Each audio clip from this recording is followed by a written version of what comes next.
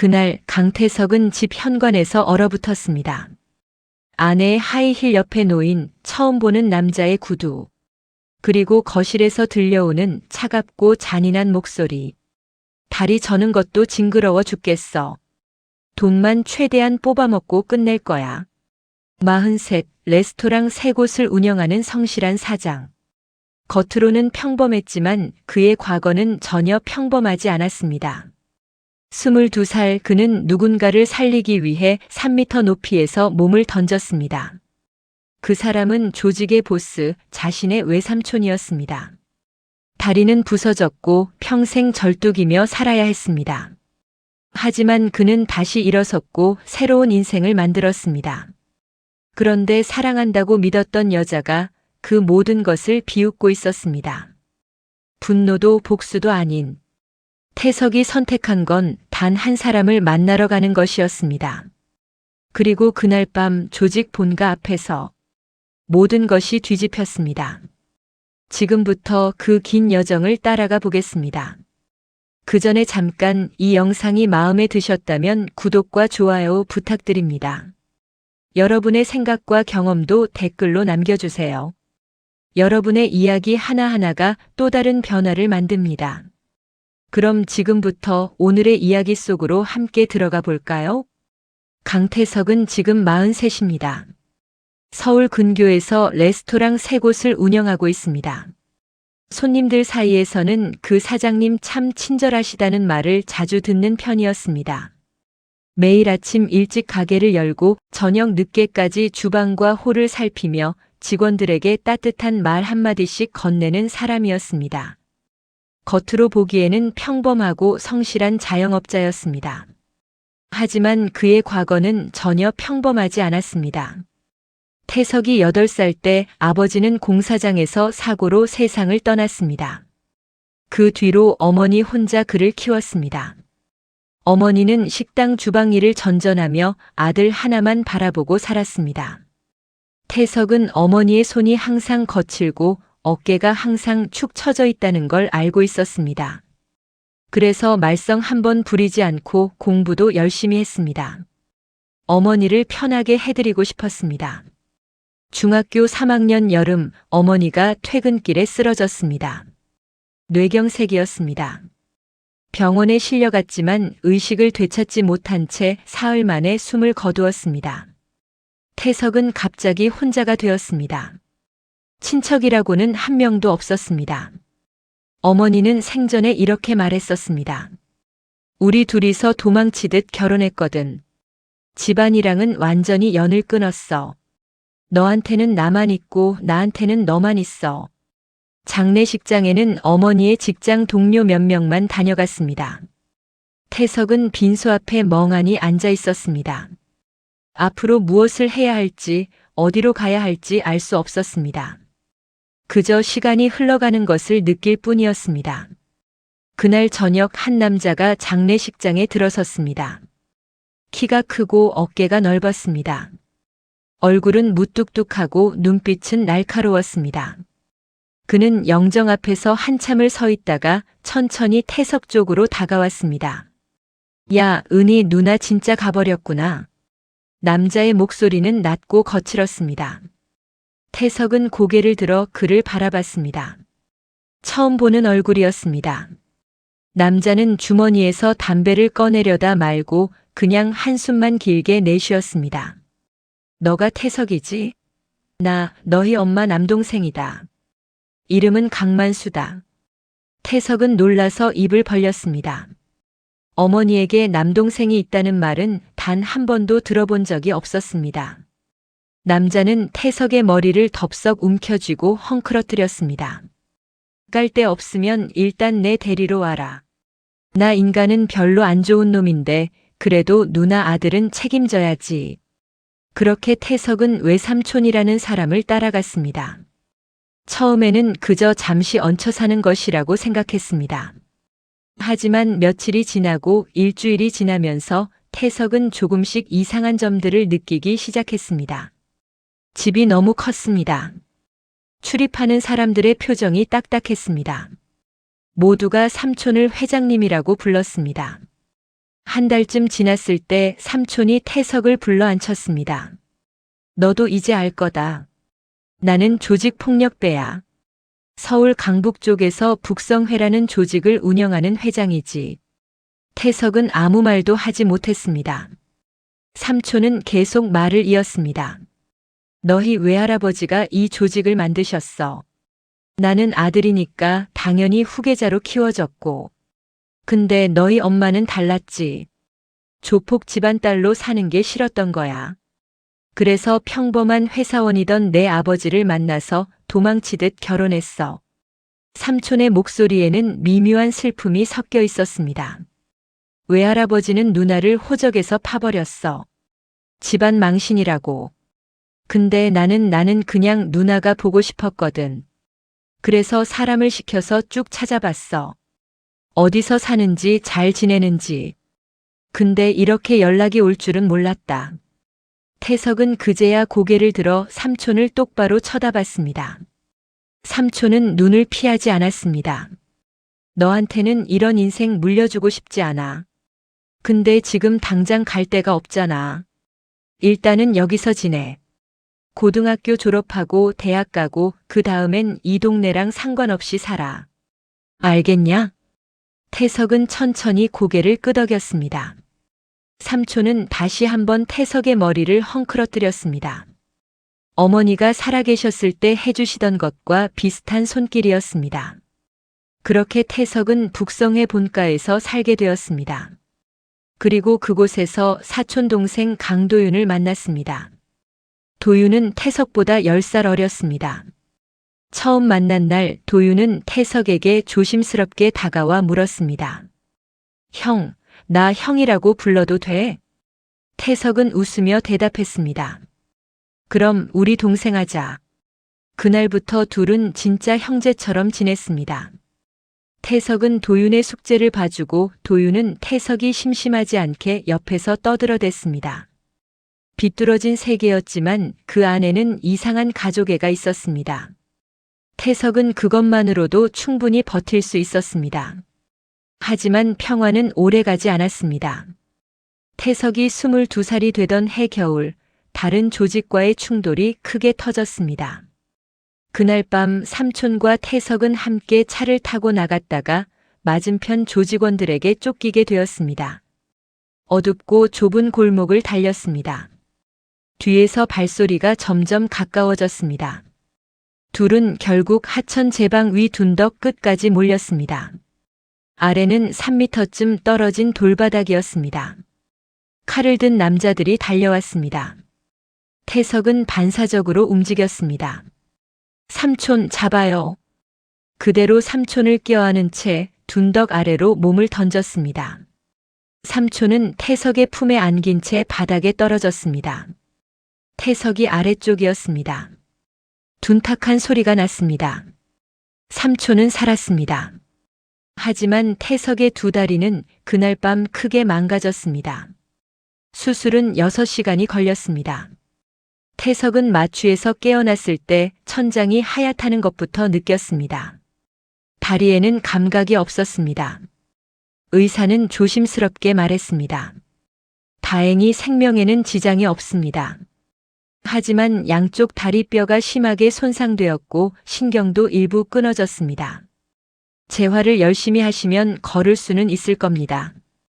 다만 의사는 말을 잠시 멈췄습니다.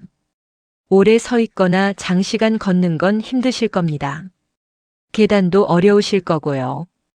평생 조심하셔야 합니다. 태석은 고개를 끄덕였습니다. 아무 말도 하지 않았습니다. 옆에 앉아있던 삼촌이 두 손으로 얼굴을 감쌌습니다. 미안하다, 태석아. 내가 죽었어야 했는데. 태석은 삼촌을 보며 천천히 말했습니다. 삼촌이 죽으면 도윤이는 어떻게 해요? 나는 괜찮아요.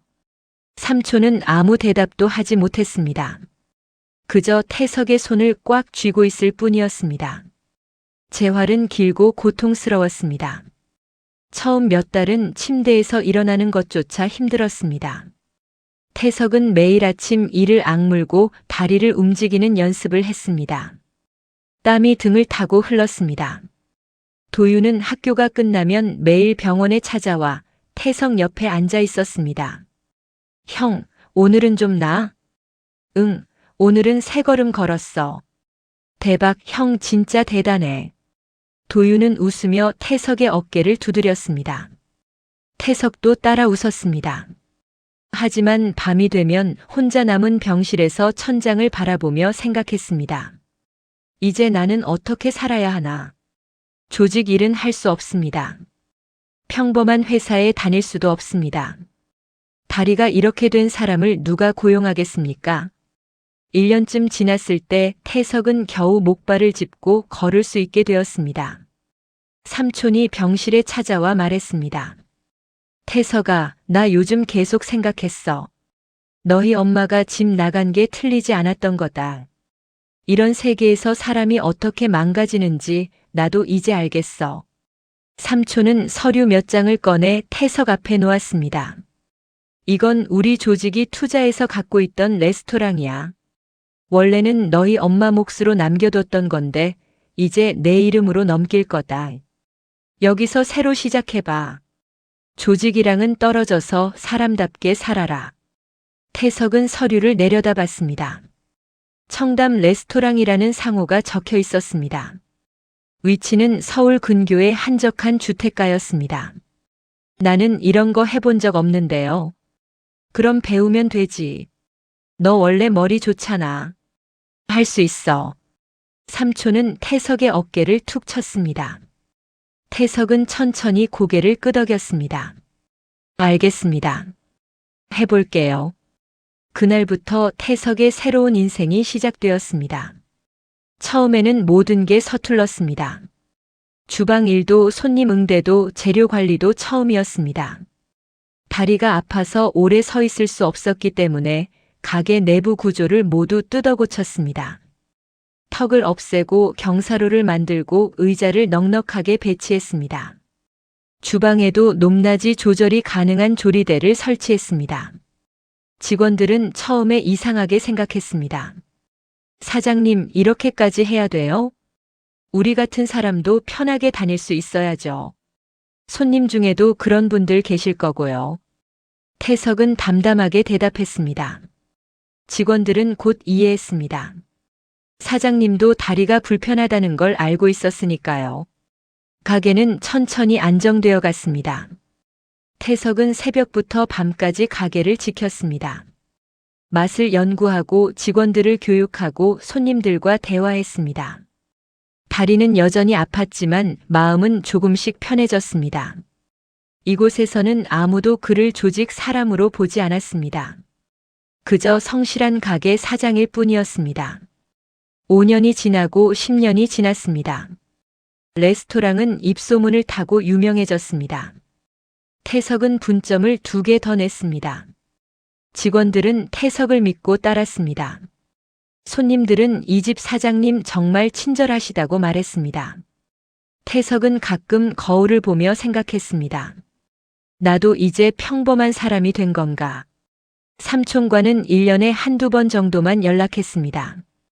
태석이 먼저 전화를 걸면 삼촌은 언제나 물었습니다. 잘 지내냐? 네, 잘 지내요. 그럼 됐다. 몸 조심해라. 그게 전부였습니다. 태석은 삼촌이 일부러 거리를 두는 거라는 걸 알았습니다. 자신을 조직 세계로부터 완전히 떼어놓고 싶은 거였습니다. 태석도 그게 맞다고 생각했습니다. 41살이 되던 해봄, 태석의 인생에 한 여자가 들어왔습니다. 이름은 윤날의 33이었습니다. 처음 만난 건 가게에서였습니다. 날에는 목발을 짚고 들어와 조심스럽게 자리에 앉았습니다. 사장님, 여기 턱이 없어서 너무 좋아요. 요즘 다리 다쳐서 다니기 힘들었거든요. 날에는 밝게 웃었습니다. 태석은 그 웃음이 예뻤습니다. 천천히 드세요. 불편한 거 있으면 언제든 말씀하시고요. 그 뒤로 날에는 일주일에 3번씩 가게에 왔습니다. 다리가 나은 뒤에도 계속 왔습니다. 태석과 자연스럽게 대화를 나누기 시작했습니다. 처음에는 음식 이야기였습니다. 그 다음에는 날씨 이야기, 동네 이야기, 서로의 일상 이야기로 넓어졌습니다. 어느 날 나래가 물었습니다. 사장님도 다리 불편하시죠? 걸으실 때 조금 힘들어 보이세요. 태석은 잠시 망설이다가 대답했습니다. 네, 옛날에 사고가 있었어요. 이제는 익숙해졌지만요. 그래서 이렇게 가게를 만드신 거예요? 네, 저 같은 사람도 편하게 일할 수 있게요. 나래는 고개를 끄덕이며 웃었습니다. 멋지시네요. 그 말이 태석의 가슴에 오래 남았습니다. 두 사람은 2년 동안 천천히 가까워졌습니다. 태석은 조심스러웠습니다. 자신의 과거를 어디까지 말해야 할지 고민했습니다. 하지만 나래는 깊이 묻지 않았습니다. 지금의 태석만 보면 된다고 했습니다. 43과 35, 두 사람은 결혼을 결심했습니다. 태석은 삼촌에게 전화를 걸었습니다. 삼촌, 나 결혼합니다. 전화 너머로 삼촌의 목소리가 들렸습니다. 그래, 잘 됐다. 내가 행복하면 됐어. 삼촌도 와주실 거죠? 아니, 나는 안 갈게. 너 새 인생에 내가 끼어들면 안 돼. 그냥 너희끼리 조용히 해라. 태석은 섭섭했지만 이해했습니다. 삼촌은 끝까지 자신을 지키려는 거였습니다. 결혼식은 조촐했습니다. 도윤만 몰래 찾아와 축의금 봉투를 쥐어주고 갔습니다. 형, 정말 축하해. 행복하게 살아. 고마워, 도윤아. 태석은 그날 정말로 행복했습니다. 이제 나도 평범한 가정을 꾸리고 조용히 늙어갈 수 있겠구나. 그렇게 생각했습니다. 하지만 그 행복은 생각보다 오래가지 못했습니다. 결혼 첫 해는 괜찮았습니다. 날에는 매일 아침 태석이 출근하기 전에 밥을 차려줬습니다. 저녁에 집에 돌아오면 현관에 불이 켜져 있었습니다. 두 사람은 소파에 나란히 앉아 텔레비전을 보며 시간을 보냈습니다. 태석은 이런 일상이 꿈만 같았습니다. 하지만 2년 차로 접어들면서 조금씩 이상한 점들이 보이기 시작했습니다. 나래가 아침 식사를 거르는 날이 많아졌습니다. 저녁에도 집에 없는 날이 늘었습니다. 물으면 친구 만나고 온다거나 백화점 좀 갔다 올게라는 대답뿐이었습니다. 태석은 신경 쓰이면서도 아내를 의심하고 싶지 않았습니다. 어느 날 저녁 태석이 집에 들어서자 나래가 거실에서 화장을 하고 있었습니다. 진한 립스틱을 바르고 짧은 치마를 입고 있었습니다. 어디가?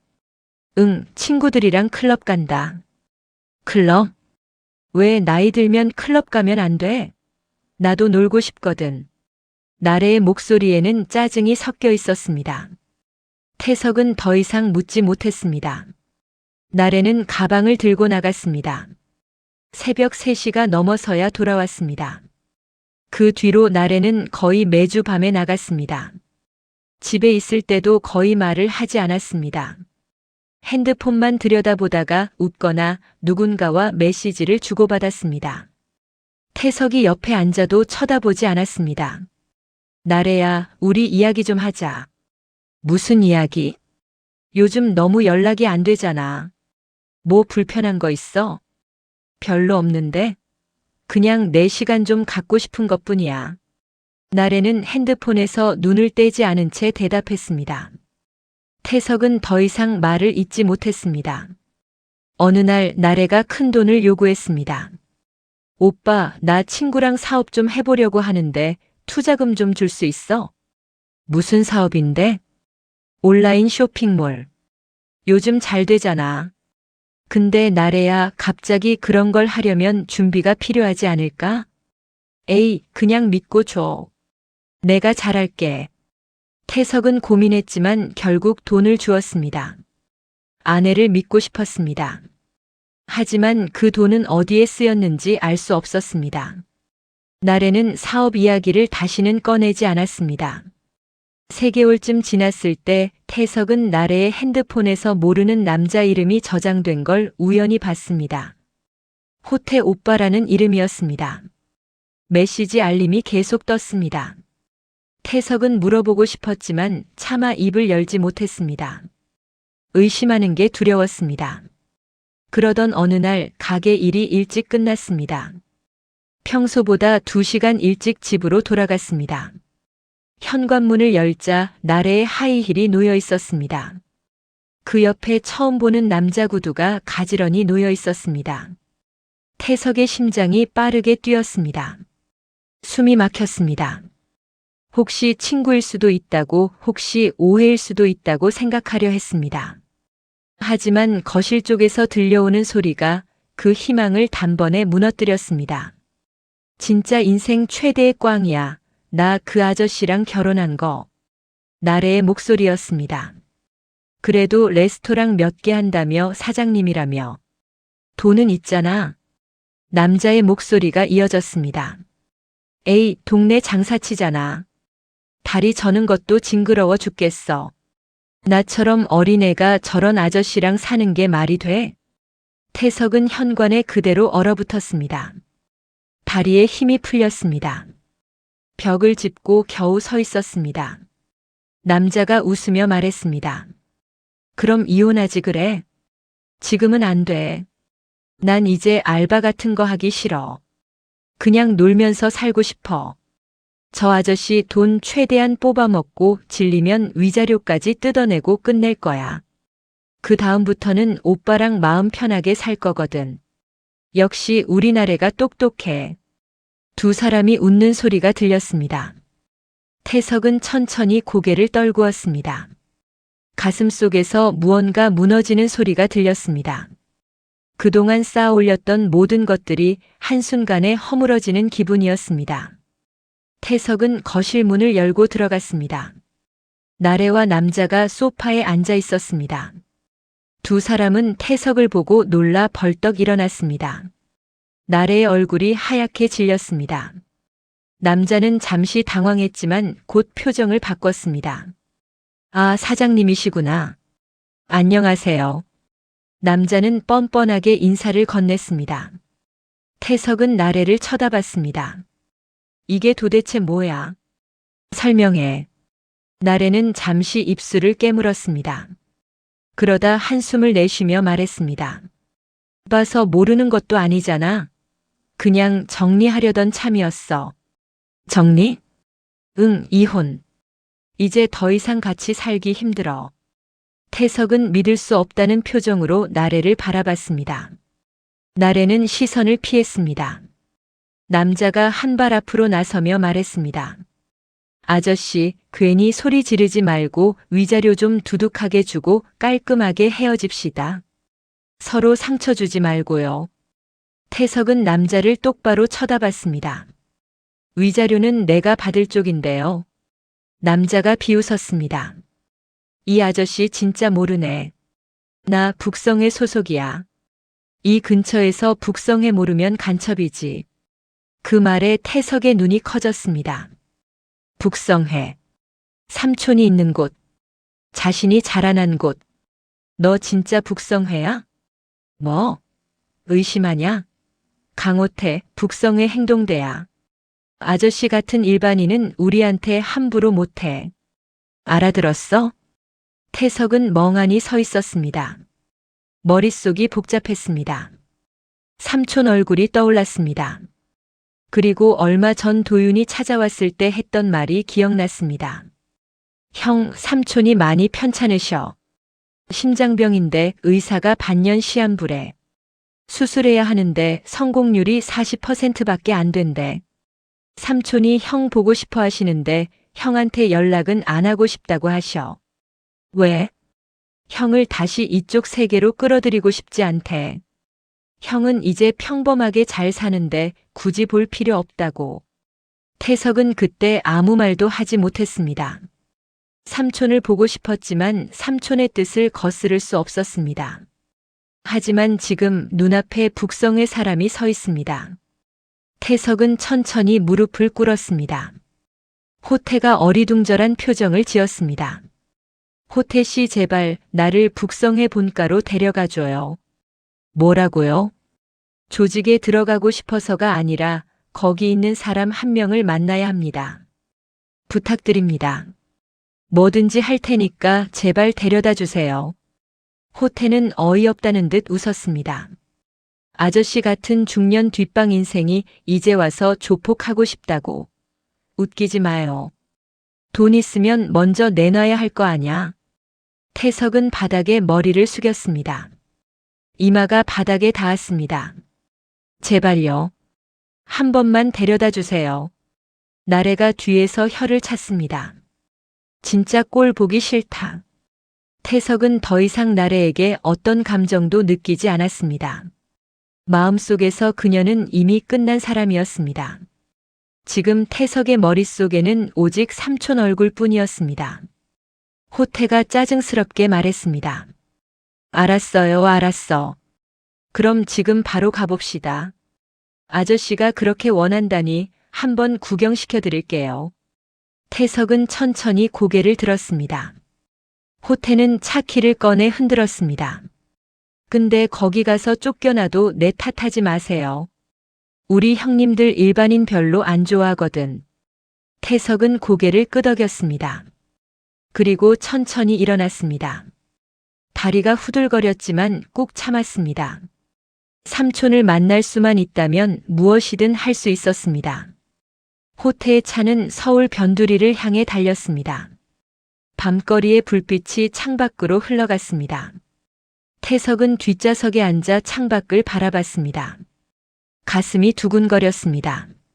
삼촌을 몇 년 만에 만나는 건지 정확히 기억나지 않았습니다. 차는 오래된 한옥 스타일 대저택 앞에 멈췄습니다.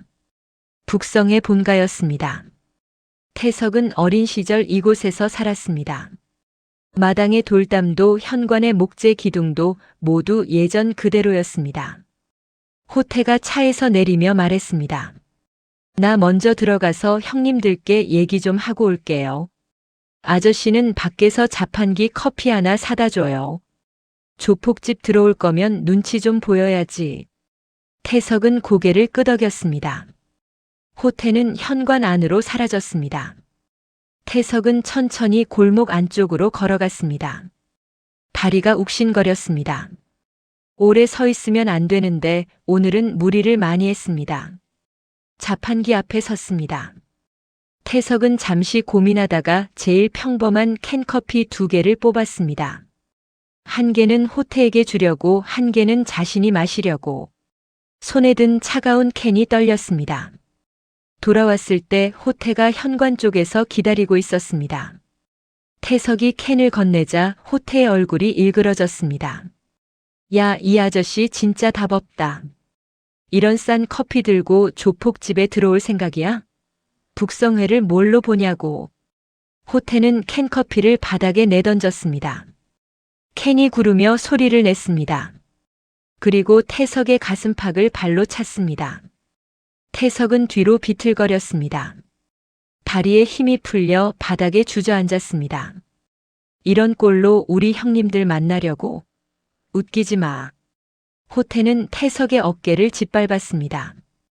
태석은 이를 악물고 참았습니다. 삼촌만 만날 수 있다면 이 정도는 참을 수 있었습니다. 안쪽에서 발소리가 들렸습니다. 누군가 뛰어나오는 소리였습니다. 호태야, 또 무슨 짓이야? 중간 간부 하나가 현관 밖으로 나왔습니다. 그는 태석을 보다가 표정이 굳었습니다. 눈이 커졌습니다. 잠깐만. 저분 어디서 많이 뵌 얼굴인데. 간부는 그대로 안쪽으로 뛰어들어갔습니다. 잠시 뒤 정장을 차려입은 간부 서너 명이 나왔습니다. 그리고 그 뒤에 천천히 걸어 나오는 한 사람이 있었습니다. 강만수였습니다. 태석의 외삼촌이자 북성회 회장이었습니다. 예전보다 훨씬 마르고 야위어 있었습니다. 얼굴에는 깊은 주름이 패여 있었습니다. 하지만 눈빛만큼은 여전히 날카로웠습니다. 간부들이 일제히 허리를 꺾었습니다. 정말 오랜만에 뵙습니다, 태석 형님. 우리 바보가 형님을 몰라보고 큰 실례를 저질렀습니다. 호태는 상황을 이해하지 못한 채 소리쳤습니다. 형님, 이 아저씨가요. 지금부터 북성에 들어오겠다고 깝치는 사람이라니까요. 바로 옆에 간부가 호태 멱살을 잡고 벽에 박았습니다. 야, 미쳤냐? 이분이 누구신지 알고 그런 소리를 해? 우리 옛 회장님 목숨을 살리고 북성회를 지금까지 버티게 만든 전설이야. 이분이 그날 몸 던져 떨어지지 않았으면 북성회는 진작에 해체됐어. 호태의 얼굴이 하얗게 질렸습니다. 바닥에 엎드려 머리를 박았습니다.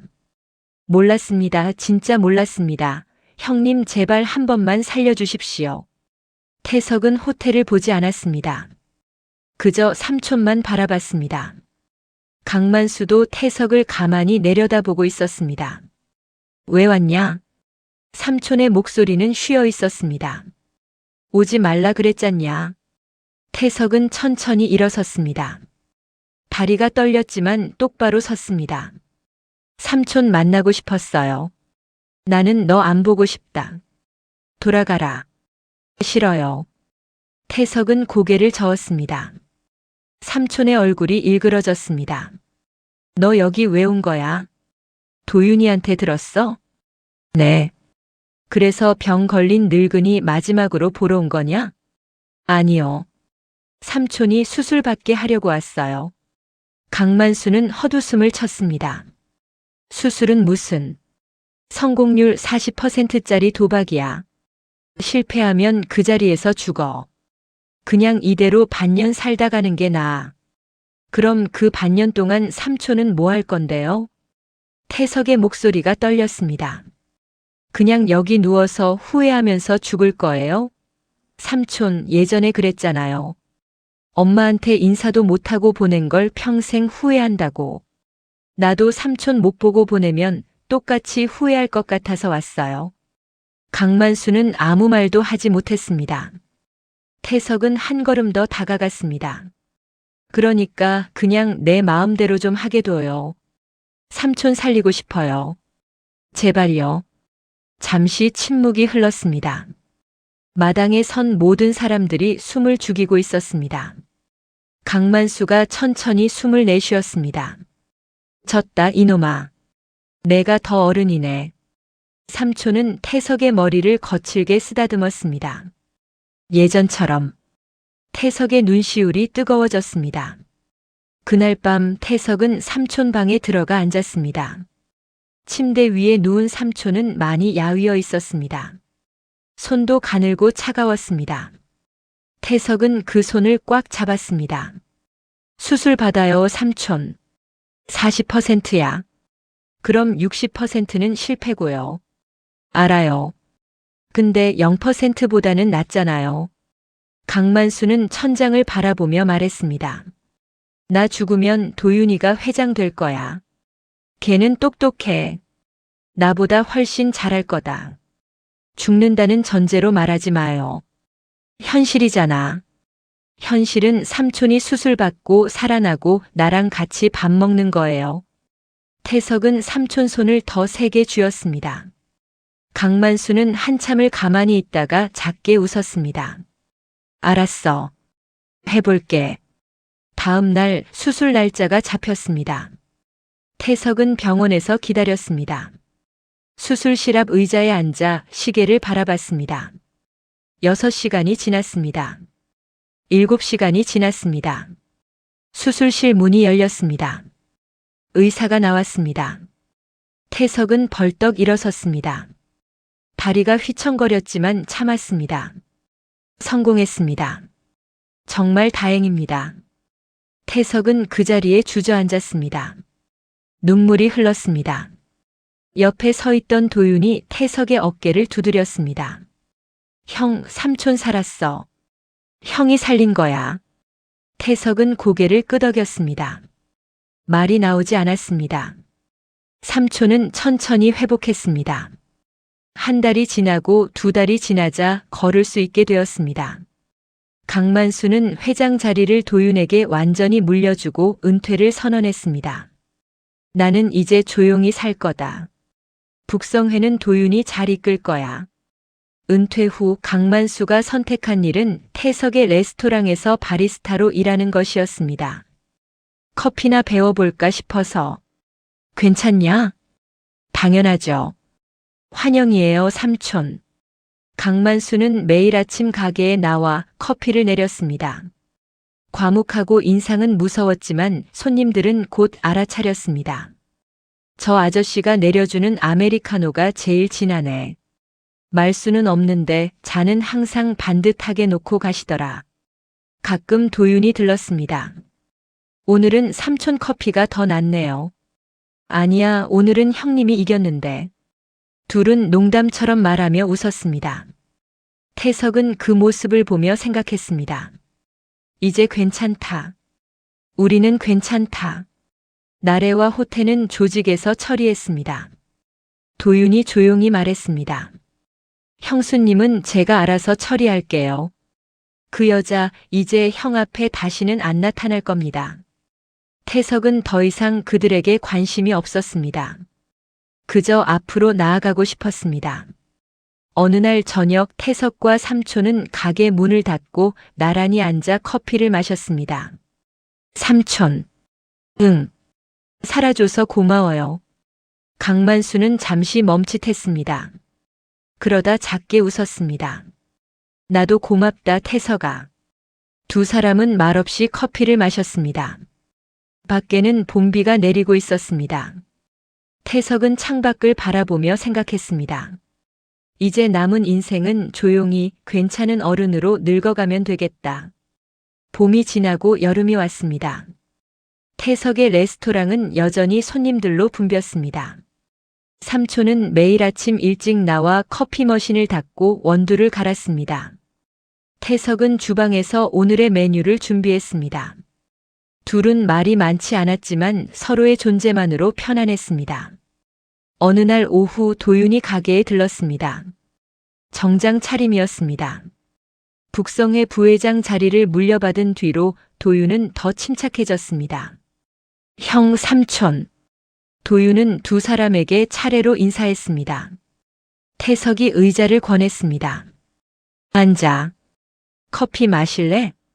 네, 삼촌 커피로요. 강만수는 아무 말 없이 에스프레소를 내렸습니다.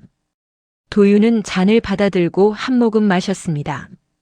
역시 삼촌 커피가 제일 맛있어요. 형님 거랑 똑같은데 뭐가 달라? 기분이 다르잖아요. 도윤이 웃으며 말했습니다. 태석도 따라 웃었습니다. 강만수는 무뚝뚝하게 고개만 끄덕였습니다. 도윤이 가방에서 서류 봉투를 꺼냈습니다. 형, 이거 받으세요. 뭔데? 형수님이랑 그 남자 정리 끝났어요. 이혼 서류 다 나왔고요.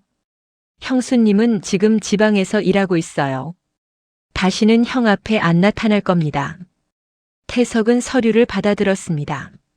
무거웠습니다. 하지만 마음은 가벼워졌습니다. 고마워, 도윤아. 당연한 거예요. 형이 우리 삼촌 살렸잖아요. 저도 형한테 빚진 사람이에요. 도윤은 커피를 다 마시고 일어섰습니다. 형, 조만간 또 올게요. 삼촌도 건강하세요. 그래, 조심해서 가라. 도윤이 나간 뒤 태석은 서류를 책상 서랍에 넣었습니다. 이제 정말 끝났습니다. 나래와의 결혼도 그 시간도 모두 과거가 되었습니다. 강만수가 조용히 물었습니다. 괜찮냐? 네, 괜찮아요. 미안하다. 내가 내 인생을 이렇게 만들어서. 태석은 고개를 저었습니다. 삼촌 탓 아니에요. 나래를 선택한 건 저였고 제가 판단을 잘못한 거예요. 그래도 삼촌, 저 지금 행복해요. 가게도 잘 되고 삼촌이랑 같이 일하고 도윤이도 잘 지내고 이 정도면 충분해요. 강만수는 한참을 가만히 있다가 작게 웃었습니다. 너 진짜 컸다. 43인데 당연하죠. 둘은 함께 웃었습니다. 가을이 왔습니다. 단풍이 거리를 물들였습니다. 태석은 가게 앞 화단에 국화를 심었습니다. 삼촌은 옆에서 흙을 고르며 도왔습니다. 삼촌, 예전에 엄마 이야기 좀 해줘요. 태석이 조심스럽게 물었습니다. 강만수는 손을 멈췄습니다. 갑자기 왜? 그냥 궁금해서요. 삼촌이 기억하는 엄마는 어떤 사람이었어요? 강만수는 하늘을 올려다봤습니다. 누나는 강했어. 집안이 이상한 거 알면서도 자기 길을 선택했잖아. 나는 그게 부러웠어. 부러웠어요? 응. 나는 태어날 때부터 정해진 길만 걸었거든. 근데 누나는 달랐어. 자기가 원하는 삶을 살았지. 비록 힘들었지만. 태석은 고개를 끄덕였습니다. 엄마 행복했을까요? 행복했을 거야. 너 낳고 키우고 너랑 같이 밥 먹고. 그게 누나한테는 전부였으니까. 태석의 눈시울이 뜨거워졌습니다. 강만수가 태석의 어깨를 툭 쳤습니다. 너도 그렇게 살아라. 누나처럼. 자기 길 가면서 행복하게. 내 삼촌. 겨울이 왔습니다. 첫눈이 내렸습니다. 가게 창밖으로 하얀 눈송이가 내렸습니다. 태석은 창가에 앉아 눈을 바라봤습니다. 삼촌이 따뜻한 코코아 2잔을 들고 왔습니다. 여기. 고마워요, 삼촌. 둘은 나란히 앉아 코코아를 마셨습니다. 가게 안은 따뜻했습니다. 태석아. 네. 나 이제 진짜 괜찮아. 수술 받길 잘했어. 너 덕분이야. 제 덕분이 아니라 삼촌이 용기 낸 거예요. 너 아니었으면 못 냈어. 그냥 포기하고 죽었을 거야. 강만수의 목소리가 잠겼습니다. 태석은 삼촌을 바라봤습니다. 삼촌, 오래오래 사세요. 우리 같이 할 일 많잖아요. 그래, 그래야지. 밤이 깊었습니다. 가게 문을 닫고 두 사람은 함께 집으로 돌아갔습니다. 태석은 이제 삼촌 집 근처에 작은 아파트를 얻어 살고 있었습니다. 삼촌도 본가를 나와 근처에 살았습니다. 둘은 매일 아침 같은 시간에 만나 가게로 향했습니다. 어느 날 아침 가게 문을 열자 택배 상자 하나가 놓여 있었습니다. 보낸 사람은 도윤이었습니다. 태석이 상자를 열자 안에는 액자 하나가 들어 있었습니다. 사진이었습니다. 태석과 삼촌과 도윤, 셋이 함께 찍은 사진이었습니다. 언제 찍었는지도 기억나지 않았습니다. 사진 뒷면에 도윤의 메모가 붙어 있었습니다. 형, 삼촌. 우리 가족입니다. 사랑합니다. 태석은 사진을 들고 삼촌에게 보여줬습니다. 강만수는 한참을 사진을 바라보다가 조용히 말했습니다. 그래, 우리 가족이다. 태석은 사진을 가게 벽에 걸었습니다. 손님들이 물었습니다. 사장님, 저분들은 누구세요? 가족이에요. 태석은 웃으며 대답했습니다. 봄이 다시 왔습니다. 벚꽃이 피었습니다. 태석은 가게 앞에 서서 하늘을 올려다봤습니다. 파란 하늘이 맑았습니다. 어머니가 돌아가신 지 벌써 20년이 넘었습니다. 그동안 많은 일이 있었습니다. 다리를 다쳤고 조직을 떠났고 레스토랑을 열었고 결혼했다가 헤어졌고 삼촌을 살렸습니다. 힘든 일도 많았지만 후회는 없었습니다. 태석은 생각했습니다. 삼촌이 나를 살렸고 내가 삼촌을 살렸다. 이제부터 남은 인생은 서로를 지키며 조용히 괜찮은 어른으로 늙어가면 된다. 가게 안에서 삼촌의 목소리가 들렸습니다. 태석아, 손님 오셨어. 네, 지금 갑니다. 태석은 가게 안으로 들어갔습니다. 삼촌은 카운터에서 커피를 내리고 있었습니다. 손님은 창가에 앉아 메뉴판을 보고 있었습니다. 태석은 앞치마를 메고 주방으로 향했습니다. 오늘도 평범한 하루가 시작되었습니다. 특별한 일은 없었습니다. 하지만 그게 좋았습니다. 평범하고 조용하고 따뜻한 하루. 태석이 원했던 삶이 바로 이것이었습니다. 저녁이 되어 마지막 손님이 나갔습니다. 태석과 삼촌은 함께 가게를 정리했습니다. 설거지를 하고 바닥을 닦고 내일 쓸 재료를 준비했습니다. 모든 게 끝나고 불을 끄려는 순간 삼촌이 말했습니다. 태석아. 네. 고맙다. 너 만나서. 태석은 잠시 멈칫했습니다. 그러다 천천히 웃었습니다. 저도요, 삼촌. 삼촌 만나서 정말 다행이에요. 둘은 말없이 서로를 바라봤습니다. 그리고 함께 가게를 나섰습니다. 밤하늘에는 별이 빛나고 있었습니다. 두 사람은 나란히 걸었습니다. 다리는 여전히 불편했지만 마음은 편안했습니다. 앞으로도 이렇게 살 것입니다. 함께 커피를 내리고 함께 밥을 먹고 함께 웃고 그렇게 조용히 천천히 서로를 지키며 그게 태석이 선택한 삶이었습니다. 그리고 그건 충분히 행복한 삶이었습니다. 영상이 마음에 드셨다면 구독과 좋아요 부탁드립니다. 그리고 여러분의 이야기를 댓글로 들려주세요. 당신의 한마디가 또 다른 변화를 만듭니다.